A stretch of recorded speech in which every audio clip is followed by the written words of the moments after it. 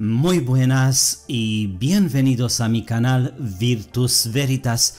Creo que es muy importante seguir un poco más con lo que está detrás de la creación de los idiomas de los estados nacionales para poder entender mejor la antigüedad reciente y la falsificación de los hechos. Tienes que tener en cuenta la siguiente afirmación universal.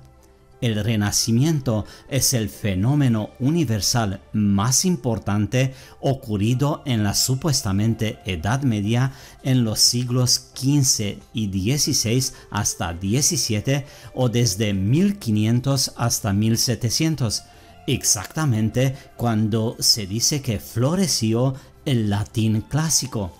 Ahora, piensa un poco en la palabra renacimiento o renacer. ¿Renacer después de qué? ¿Y por qué? Bueno, seguimos. Nos han dicho que el latín clásico ha sido reemplazado por el francés. Bueno, entonces, ¿cuándo se creó el idioma francés?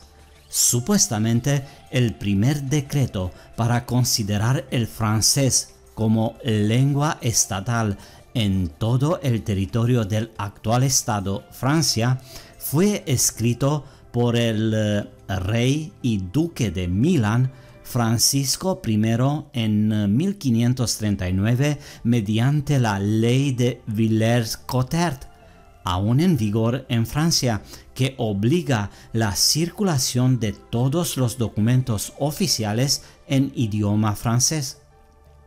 Pero, como siempre hay un pero, el trabajo sobre la invención de una única lengua francesa comenzó en la primera mitad del siglo XVII, precisamente en 1635, 100 años después de la ley, cuando se fundó la Academia Francesa. En el sitio web oficial de la Academia Francesa está muy bien precisado que desde los primeros días de su existencia se le ha encomendado la misión de crear la lengua francesa, darle reglas, hacerla limpia y comprensible para todos.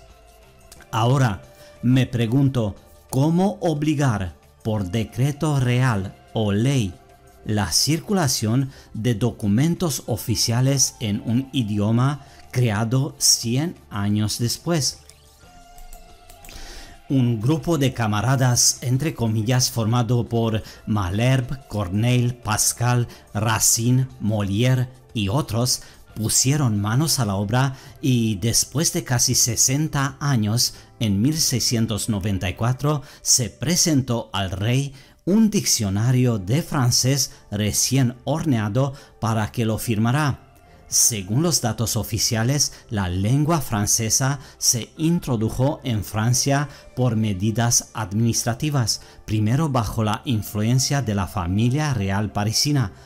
Esto significa que los habitantes de este territorio no sabían y no utilizaban el francés. Después de la Gran Revolución Francesa, comenzó una fuerte opresión de los idiomas populares que fueron distintos en cada región. La prohibición no se levantó hasta 1982. Bueno, ¿qué hay del inglés? Bueno, hay que decirlo de inmediato que hasta 1733 el latín era el idioma oficial del Estado inglés. En 1731, el Parlamento aprobó una ley según la cual el inglés fue declarado idioma estatal. La ley entró en vigor solo en 1733. Entonces, ¿quién creó el inglés y cuándo? ¿Y qué idiomas se hablaban en la niebla del Albión en el pasado? Los campesinos hablaban principalmente en dialectos germánicos, sajones y frisones. Los nobles prefirieron el francés recién creado como los nobles del Imperio Ruso porque les parecía muy guay, otorgando un aire más aristocrático, y en las iglesias se utilizaba el latín. ¿Te puedes imaginar el panorama? Seguimos. En 1604, el rey Jaime o James I sentó a 48 eruditos y sacerdotes para traducir la Biblia al inglés antiguo. En 1611 se completó la traducción, que resultó ser muy torpe, pero lograron crear reglas ortográficas y semánticas para el nuevo idioma inglés. La versión King James se convirtió en la base sobre la que se formó el inglés moderno. La creación del idioma inglés se completó en 15 de abril de 1755, cuando Samuel Johnson publicó su diccionario. Ahora, ¿qué sabemos del castellano o el español? Bueno, el español, también conocido como lengua castellana, fue supuestamente creado durante el reinado del rey de Castilla y León, Alfonso X. Es posible que el propio monarca, apodado el Sabio, haya participado personalmente en la creación del idioma. En Toledo, la antigua capital, Alfonso X organizó la llamada Escuela de Traductores. Allí reunió a estudiosos de diferentes nacionalidades y religiones, latinos, judíos y musulmanes, que tenían una tarea muy importante: traducir los actos legislativos y los libros litúrgicos del idioma estatal anterior, el latín, desconocido para la mayoría, al nuevo idioma estatal de su reino. En la creación del nuevo idioma se utilizó principalmente el dialecto local, así como el idioma gallego-portugués, que se conocía en esos lugares como el idioma de la poesía.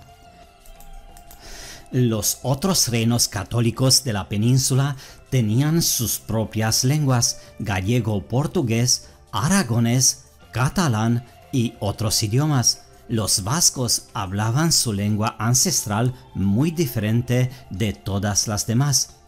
En la mayor parte de la península ibérica, en el país del Al-Ándalus, gobernaban los árabes, hablando el idioma mozárabe. En 1492, año en que cayó el último reducto de los árabes, el Emirato o el Reino de Granada, Antonio de Nebria publicó el primer libro de texto de la lengua española, titulado Gramática, muy criticado por algunos de sus contemporáneos. Entre sus detractores se destaca Juan de Valdés.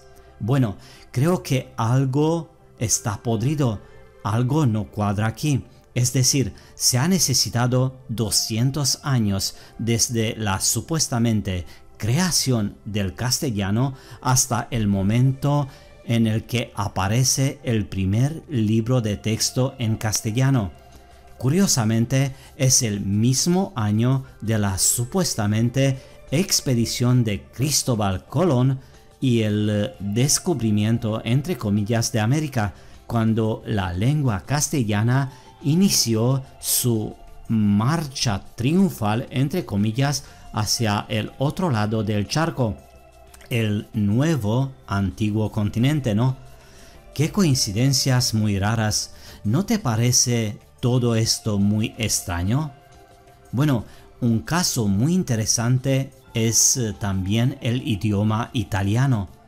Se dice que los padres de la lengua italiana son Dante Alighieri, Francesco Petrarca y Giovanni Boccaccio, del siglo XIV, que escribieron algunas de sus obras en el lenguaje florentino de Florencia. Sabemos muy bien que hasta el año 1863, cuando se proclamó el Reino de Italia, no hubo Italia en absoluto. La paleta lingüística de la península fue muy diversa.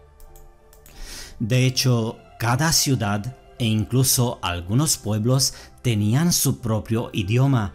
A finales del siglo XVI se fundó la Academia de la Crusca en Florencia y en 1612 o al principio del siglo XVII se imprimió aquí el primer diccionario del idioma florentino, que supuestamente generó un gran interés y fue un gran éxito en toda Europa, convirtiéndose en un modelo para la creación de otras lenguas nacionales europeas.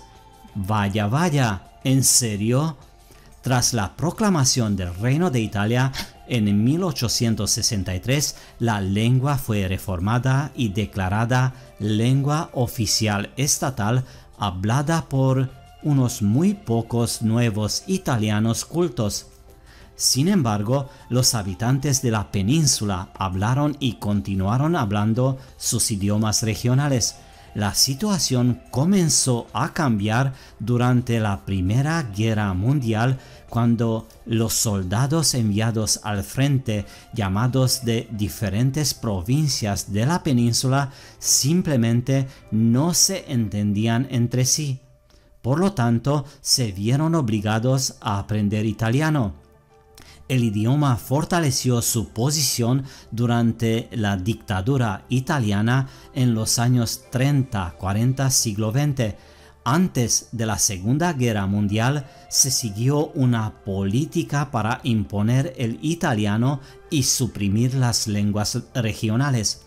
El italiano llegó a dominar solo después de los años 50, es decir, en el siglo XX, con el desarrollo de la radio y la televisión. Fácilmente se puede observar que siempre nos encontramos con el mismo periodo de tiempo, los siglos XV-XVII, periodo que coincide con el supuestamente Renacimiento o el renacer de nuevo después de algo, semejante al mítico pájaro fénix que se consumió en su propio fuego, renaciendo después de su propia ceniza, ¿no? Muy bien, amigo, si te ha gustado el vídeo y ha captado tu atención, dame un like, suscríbete al canal y si piensas que merece una pequeña donación, en la descripción del vídeo tienes el link para donaciones. Un gran abrazo y mucha salud. Hasta pronto.